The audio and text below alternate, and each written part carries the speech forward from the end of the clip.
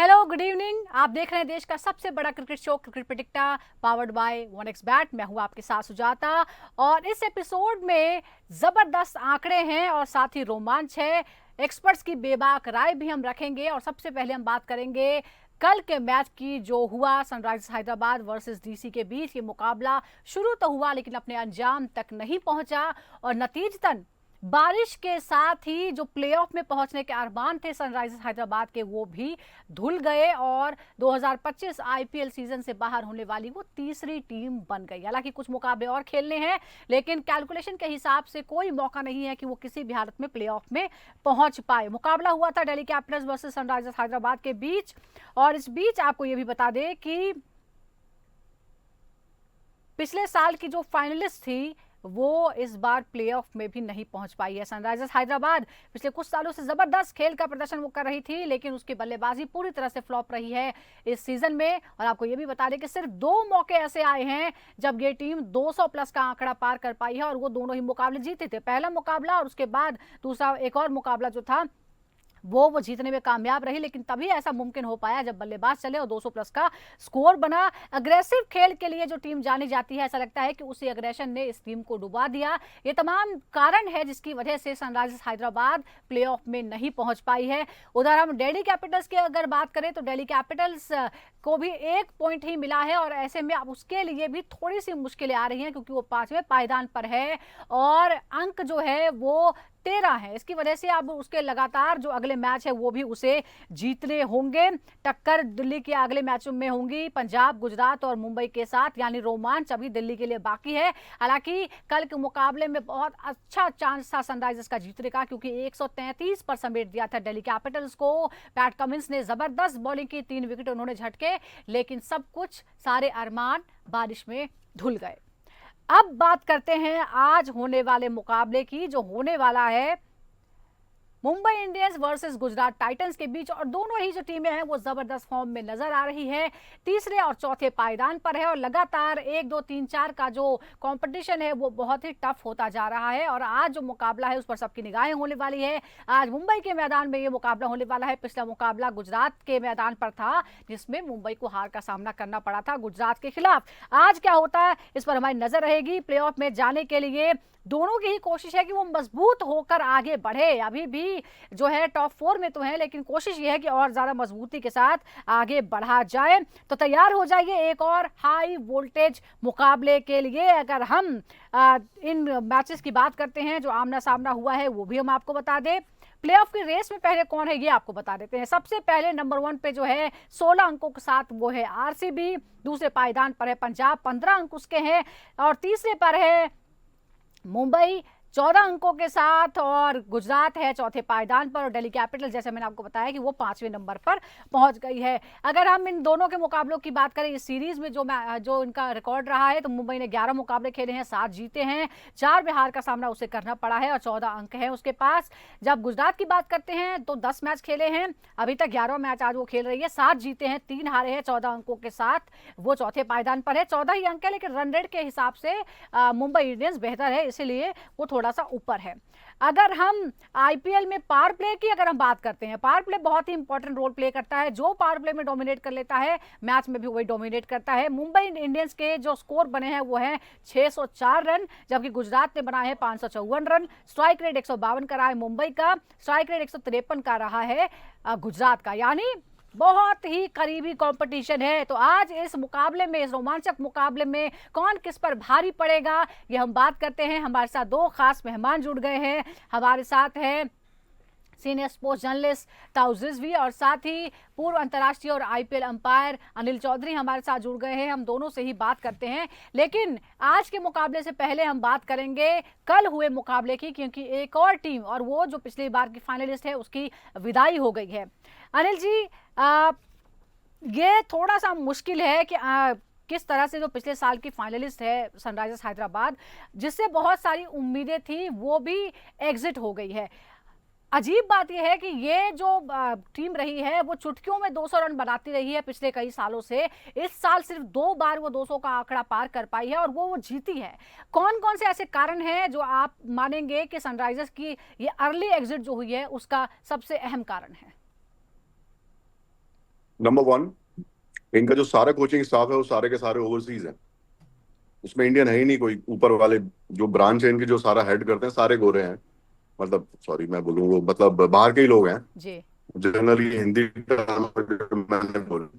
उससे क्या हो रहा है कि उन्होंने क्या किया, उन्होंने अपने हिसाब से गेम को प्लान कर लिया और उन्होंने वन वे ट्रैफिक टाइप कर दिया। आपको मैं बता दूं, जो क्रिकेट है ना, वो क्रिकेट की तरह ही होगी। आप क्रिकेट में कोई और चीज डालना चाहेंगे, बेसिक कभी चेंज होते गेम के। आप कोई भी फॉर्मेट खेल रहे हैं, उसके हिसाब से एडजस्ट करो, बस उतना ही। ये नहीं कि आप सारा एकदम चेंज कर दो।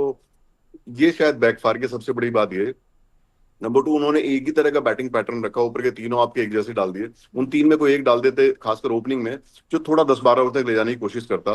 जैसे गुजरात की टीम देखिए, उन्होंने ओपनर कितने बढ़िया रखे, कम से कम एक आदमी खेल जाता है उनका। या तो गिल खेलेगा या उनका साई खेलेगा। आप केकेआर को देख लो, उनका कम से कम रहाणे खेलने की कोशिश करेगा, जाएगा 7-8 ओवर तक। इन्होंने आर पार वाला काम कर दिया। ऐसे नहीं होता क्रिकेट में, दूसरे लोग भी खेलने आए हैं। ये नहीं ना आप जो चाहेंगे वो हो जाएगा। दूसरे लोग क्या खेलने नहीं आए थे क्या? राइट। या मतलब यही खेलने आए थे, दूसरी टीम क्या वहां पे मतलब इनको देखने आई थी? वही बैकफायर किया। और इन्होंने बीच में चेंज भी नहीं किया। आप देखिए, पहला मैच खेले, सब बोले 300 पार 300 पार। अरे मजाक हो रहा है क्या भाई? क्रिकेट हो रही है। आप थोड़ी ना रिमोट लेके आ गए हो कि बाकी सबको। आप देखिए टूर्नामेंट के राइट। स्टैंडर्ड और क्या ये है। जो ये आईपीएल जो वर्ल्ड आपने का नंबर खुद वन जो टूर्नामेंट जिस है। बात का जिक्र रेस्पेक्ट द किया गेम। है, इसकी चर्चा भी हो रही है कि शायद ये जो 300 जी। पार का जो कॉन्फिडेंस था ना, ये सारे बल्लेबाजों की बस यही कोशिश थी कि हम बस हमारा वो टारगेट है कि हम 300 पार कर ले। उन्होंने ये नहीं देखा कि हम किस जगह पर खेल रहे हैं, कि मैच टू मैच जो स्ट्रेटजी नहीं है। और जो कोच है डेनियल विटोरी, वो कह रहे हैं कि हमने तो पूरी छूट दी थी, अग्रेसिव जो गेम है मैंने उसका हमेशा सपोर्ट किया है, लेकिन जो ग्राउंड ऐड थे कर दो वो और हमें ऐड कर दो इस बार अभी हमारे इनके। मुताबिक नहीं थे। तो इसका क्या मतलब हुआ? मैं ग्राउंड तो भूल जाऊंगा किसी के फिर। भी मुताबिक नहीं थे। और आप सिर्फ अपने घरेलू मैदान पर नहीं, मेरा आप बाहर गुस्सा भी तो नहीं जीते। मेरा गुस्सा कम हो जाएगा, रुक जाइए, मेरा गुस्सा कम हो जाएगा। जी जी जी, प्लीज मेरा प्लीज। आप मेरा गुस्सा कम हो जाएगा, सुन लीजिए। हाँ। इन लोगों ने क्या किया, जितने भी ओवरसीज लोग हैं, ये बहुत सारी लीग में भी जाते हैं इधर उधर। हम्म। ये समझ रहे हैं कि ये टूर्नामेंट वैसा ही है और जैसे मर्जी कर लेंगे। ऐसा नहीं, हम्म। उनको पता नहीं है कि इंडिया के जो डोमेस्टिक प्लेयर है उनका स्टैंडर्ड क्या है। हमारे जो डोमेस्टिक प्लेयर, उनका ये स्टैंडर्ड है कि आप 6 इंटरनेशनल टीम बना लो। जो लीग खेल के आते हैं वो आधी अधूरी लीग है। वहाँ कुछ भी कोई कोई 50% भी स्टैंडर्ड नहीं है। IPL is different standard game. बहुत सारे मैचेस तो आपके आईसीसी के वर्ल्ड कप से बड़े मैच होते हैं यहाँ। आप मतलब आप सोच नहीं सकते कि जो मतलब हल्के स्टैंडर्ड में ले इंडिया लिया का है। हो गया क्रिकेट का, क्योंकि मैं डोमेस्टिक भी करता हूँ, दूसरे भी, वो बहुत हाई है। किया उन्होंने आईपीएल को आईपीएल नहीं समझा। उन्होंने सोचा और वे भी ऐसी लीग है जैसी बाकी लीगों में पेल पाल के आ जाते हैं। बस ये सबसे बड़ी बात है। बाकी आपको बॉस बताएंगे। बॉस तो सुनो हल्के में मुस्कुरा ले रहे हैं लिया मुझे है जोर से। शायद मेरे ताउस, को थोड़ा ये गुस्सा आ लग रहा रहा था जब है। मैंने बोल दिया इतना सारा। ये जो अग्रेशन था जिसके लिए जानी जाती है ऑरेंज आर्मी, क्या ये अग्रेशन ही भारी पड़ गया है? आपने मैच टू मैच स्ट्रेटजी नहीं बनाई, आपका टारगेट सिर्फ ये रहा कि हमें सिर्फ कोई बॉलिंग कराएगा और हम 300 पार कर देंगे। नहीं, एग्जैक्टली अनिल भाई से बिल्कुल ही अग्री करता हूँ मैं। जिस तरह से उन्होंने पुट अप किया है, इट्स हम्म। वेरी वेरी, और बोल्ड बोला है और सही बोला है। That is what they deserve, take on their bumps. नहीं, द थिंग इज दैट, देखिए, एक अडेप्टेबिलिटी फैक्टर भी होता है। आप एक स्टाइल ऑफ क्रिकेट खेलेंगे और लगातार वैसे ही खेलने की कोशिश करेंगे, वही इंटेंशन लेके आएंगे, तो फिर वैसा नहीं चलता है। समवेयर और the other you have to adapt to the situation, you have to adapt to the conditions. और कंडीशंस इंडिया में वेरी करते हैं। आपको अगर सनराइजर्स हैदराबाद के होम ग्राउंड में बैटिंग विकेट मिलेगी तो मुंबई में कुछ और मिलेगा, हम्म। गुजरात में अहमदाबाद में कुछ और मिलेगा। तो अडेप्टेबिलिटी एक फैक्टर है जो माइनस रह गई इनकी तरफ से। दूसरा, उनका combination, of course, over burden on top order, over dependency, I would say, burden की वजह over dependency on top order. नीचे वालों को कुछ क्लैरिटी नहीं है, रोल क्या है। स्पिनर्स उनके कमजोर पड़ गए, कौन है स्पिनर, कौन लीड करेगा। मुरलीधरन होने के बाद उनको पता नहीं, एक जो कोचिंग स्टाफ में है उनको पता नहीं कि भाई कौन लीड कर सकता है, कौन अडॉप्ट कर सकता है। दिव्येश राठी जैसा टैलेंट भी नहीं है उनके पास। मतलब अनफॉर्चुनेटली रीशान कोशिश किया के, मगर इम्पैक्ट नहीं हुआ। फास्ट बॉलर्स, बड़े दिग्गज फास्ट बॉलर्स थे, पैट कमिंस जिनसे उम्मीद थी वो नहीं कर पाए, शमी से उम्मीद थी नहीं कर पाए। तो it's more of an all round factor that they have failed. And I agree with Anil भाई कि भाई कोचिंग फैक्टर भी मायने रखता है, क्योंकि लोकल कोचेस जो होते हैं ना, वो आइडेंटिफाई कर पाते हैं लोकल टैलेंट्स कहाँ से उठा के। तो स्काउटिंग भी एक इशू है। स्काउटिंग में भी जाके उनको थोड़ा सा और डीप में जाना पड़ेगा, थोड़ा और रूरल एरियाज में जाना पड़ेगा, जैसे बाकी टीम्स करती हैं कि भाई बिल्कुल। अननोन देखिए, प्लेयर्स को इस भी बार उठाना सारी पड़ेगा। ही तो टीमों के लिए सरप्राइज था, क्योंकि जिस तरह से पिचेस पिछली बार बनाई गई थी, पिछले साल तक बनाई जा रही थी, अब वो अलग हो चुका है। अब बीसीसीआई ने उस पर खास ध्यान दिया है, जिसके बाद बहुत सारे बदलाव हुए हैं और वो सभी टीमों को फेस करना पड़ा है। उस बदली हुई कंडीशन में ही आपको परफॉर्म करना था। बॉलिंग जो है एक बड़ी कमजोरी उभर कर आई है ऑरेंज आर्मी की, और अब शायद उनको अगले साल की तैयारी करनी होगी। हालांकि आगे जो दो तीन बचे हैं वो फॉर्मेलिटी के लिए ही सही, लेकिन देखा देखना होगा कि उसमें क्या करती है टीम, क्या किस तरह के बदलाव किए जाते हैं। अब आगे बढ़ते हैं, अब आज के मुकाबले की बात करते हैं, क्योंकि वो तो एग्जिट कर चुके हैं, लेकिन अब जो मुकाबला है वो आगे बढ़ने का है और इस वक्त मुकाबला होने वाला है आज नंबर 3 और नंबर 4 की एमआई वर्सेस गुजरात की। अगर हम बात करें तो पिछले 6 मुकाबलों की अगर हम बात करते हैं तो डोमिनेट करती है गुजरात। 6 में से 4 जो हैं वो जीते हैं गुजरात टाइटंस ने, मुंबई इंडियंस ने 2 जीते हैं। इस टूर्नामेंट में भी जो एक मुकाबला हुआ है उसमें भी गुजरात को जीत हासिल हुई थी। अनिल जी, इस मुकाबले में आपको क्या लगता है, क्या जो एक मानसिक तौर पर एक मेंटली डोमिनेंस जो है गुजरात ने दिखाया है इस मुकाबले, इस सीरीज में भी, इससे पहले भी, या आपको लगता है जिस तरह से बाउंस बैक कर दिया मुंबई इंडियंस ने अब कुछ अलग देखने को मिलेगा? देखिए, दोनों टीमें एक ही तरह का क्रिकेट खेल रही हैं। गेम को 3 स्पैन में रखा हुआ है, पावर प्ले, बीच में मिडिल ऑर्डर और बाद के 4-5 ओवर।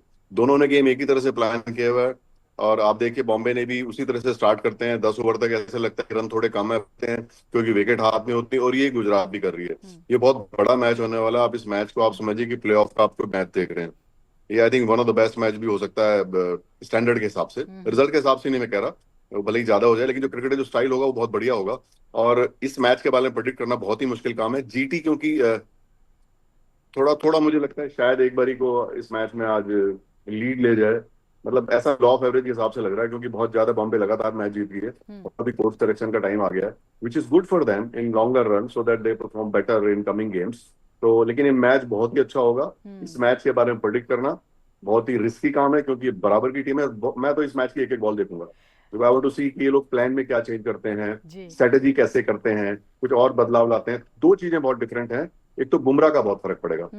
बुमराह इस गेम में, मतलब जो डिफरेंस है मुझे बुमराह नजर आता है, क्योंकि जो मर्जी जितना मर्जी अच्छा बॉलर और रबाडा आ गया है, वो सब हो गया, लेकिन जो ब्रांड बुमराह का जो 4 ओवर का जो है ना, वो that is I think that will decide the game today. आप बुमराह के 4 ओवर से ही सारा मैच डिसाइड होगा आज, आप लिख के रख लीजिए। बिल्कुल, एब्सोल्युटली, नजर तो उन पे रहेगी और यही तो आईपीएल का रोमांच है जो आज जो है वो जबरदस्त और अपने चरम पर पहुंचेगा जब दोनों ही best of the best teams का मुकाबला होगा। और इसके साथ हार्दिक पांड्या एक बड़ा रिकॉर्ड भी बना सकते हैं ताउस, अगर वो 7वां मुकाबला भी जीत जाते हैं तो ऐसा करने वालों को पहले कप्तान बन जाएंगे एमआई की तरफ से।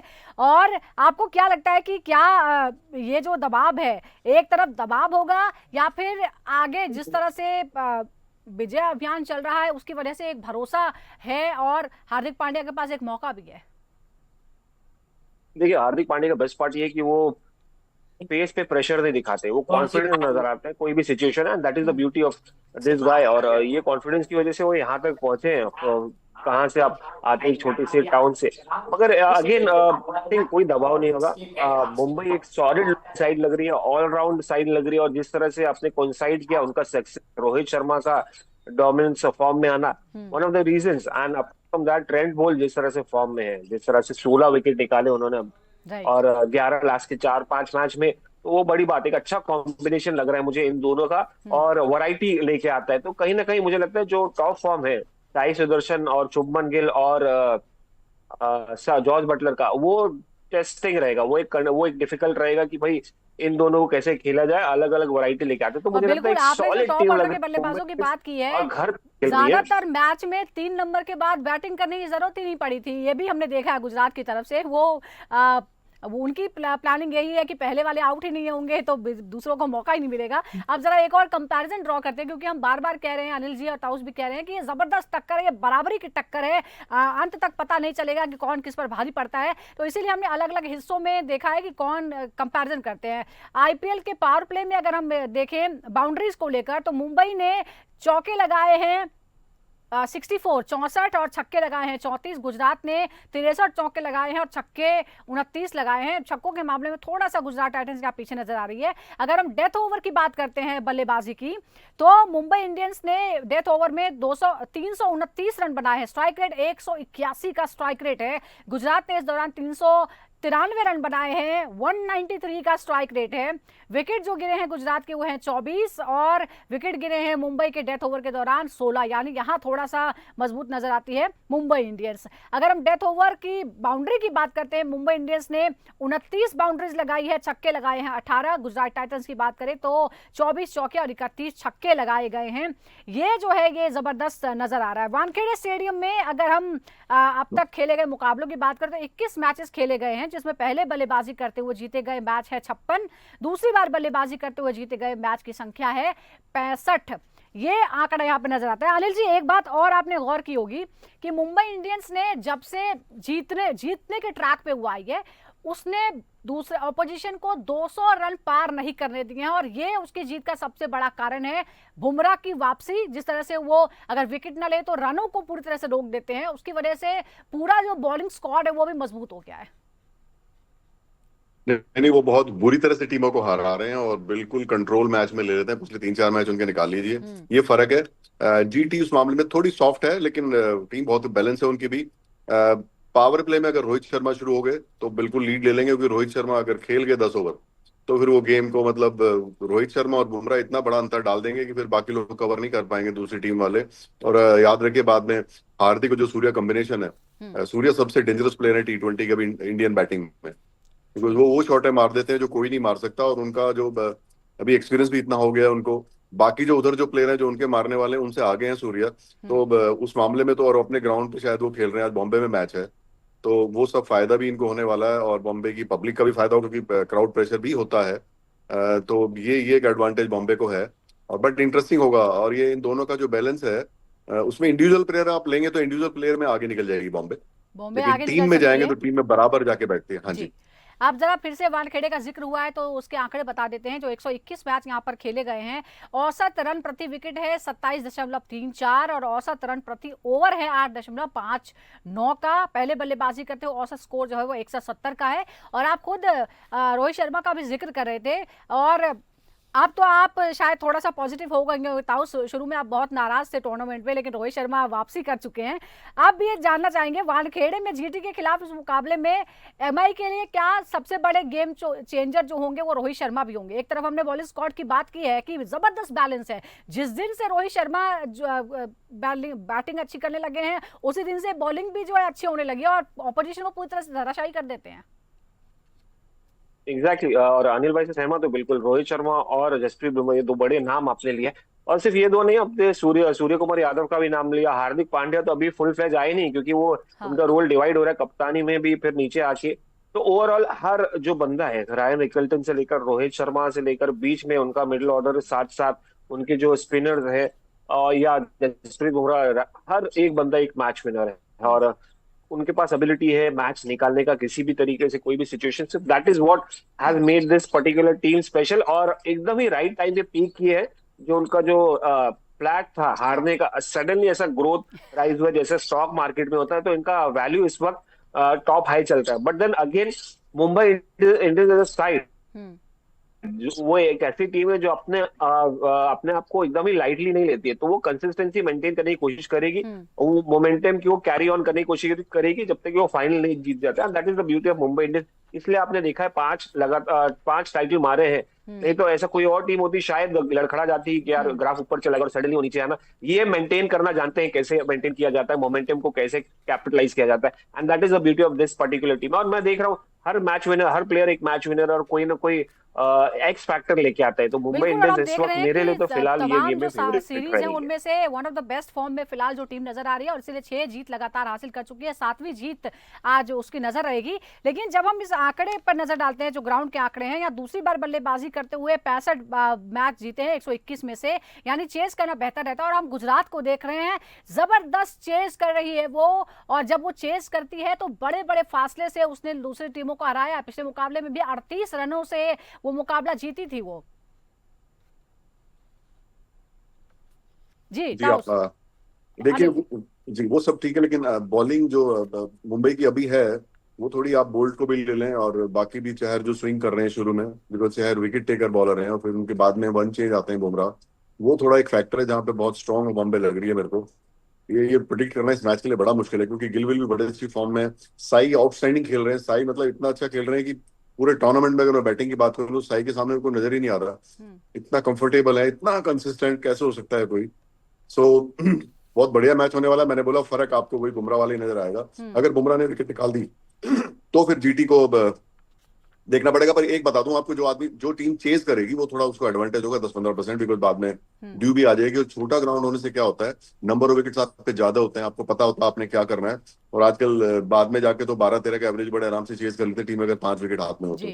और तो तेज बट करने आई में जो थिंक है टॉस वो also will play a vital role. जबरदस्त रिकॉर्ड जो है वो जीटी ने बनाया है। आप जरा जो बैटल्स हैं उसके सामने हम नजर डाल लेते हैं। पहली बैटल जो है वो बड़ी दिलचस्प है, रोहित शर्मा वर्सेस मोहम्मद सिराज। 59 बॉलों का एनालिसिस है, 83 रन, एक बार आउट, 29 डॉट बॉल्स, 59 में से 29 डॉट बॉल्स हैं, 9 चौके 4 छक्का है, 139 का जो है वो स्ट्राइक रेट यहाँ पर नजर आ रहा है। इस बैटल के बारे में आप क्या कहेंगे? ये 83 रन भी पड़े हैं, एक बार आउट भी हैं, 29 डॉट बॉल्स भी हैं ताउस।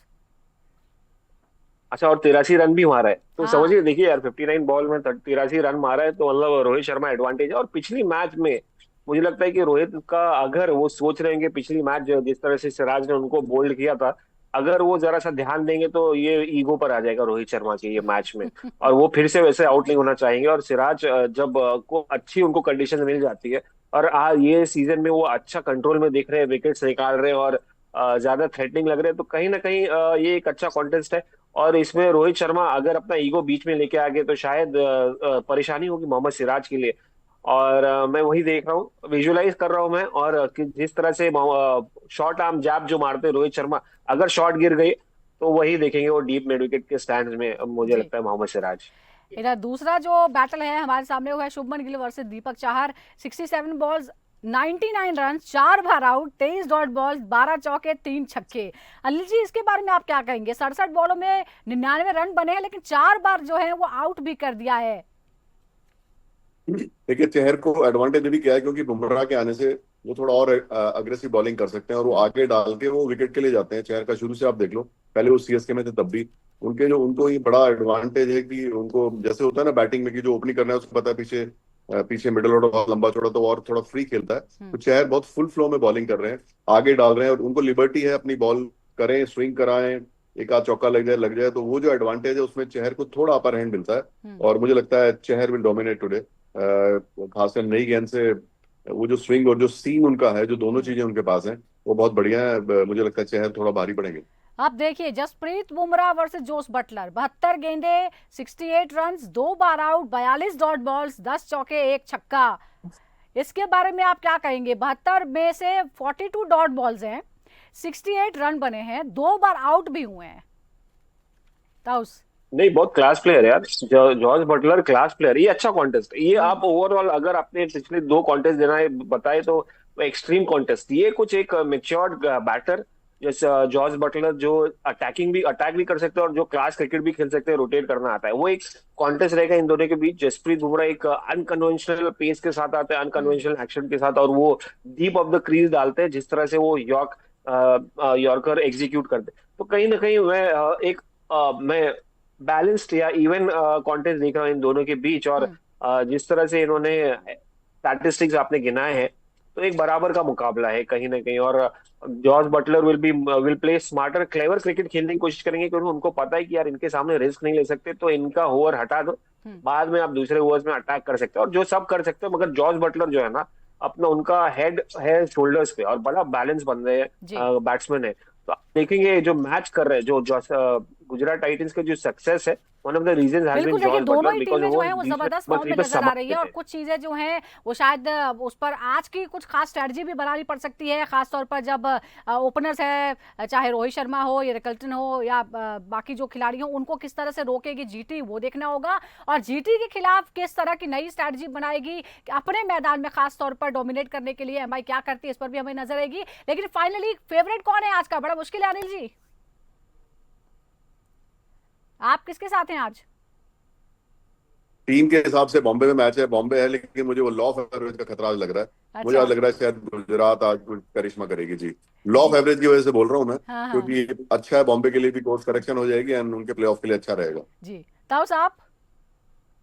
नहीं, मैं एकदम ही ऑपोजिट बोल रहा हूँ, क्योंकि देखिए जो भी उन्होंने देखना था देख लिया कि कहाँ कमियां हैं। शुरुआत और में इस वक्त मुंबई इंडियंस हाँ शुरुआत में तो मोमेंटम गेन करने की कोशिश करेगी, और आसान नहीं मुंबई को मुंबई में हराना, और आसान नहीं ऐसे है और आज फॉर्म का में प्रेडिक्शन भी तो मुझे आसान लगता नहीं है है। मुंबई जबरदस्त फॉर्म में है इज गोइंग टू दोनों बी, ही टीमें और दोनों के जो मुंबई। फैंस हैं वो एक्साइटेड है आज सुपरहिट मुकाबले को देखने के लिए जो होगा मुंबई के अपने मैदान वानखेड़े मैदान पर। इस पर हमारी नजर बनी रहेगी। बहुत बहुत शुक्रिया आपका अनिल जी, ताउस भी आपका भी बहुत बहुत शुक्रिया, और नजर हमारी बनी हुई है। आप भी लगातार जुड़ते रहिए क्रिकेट प्रेडिक्टर के साथ।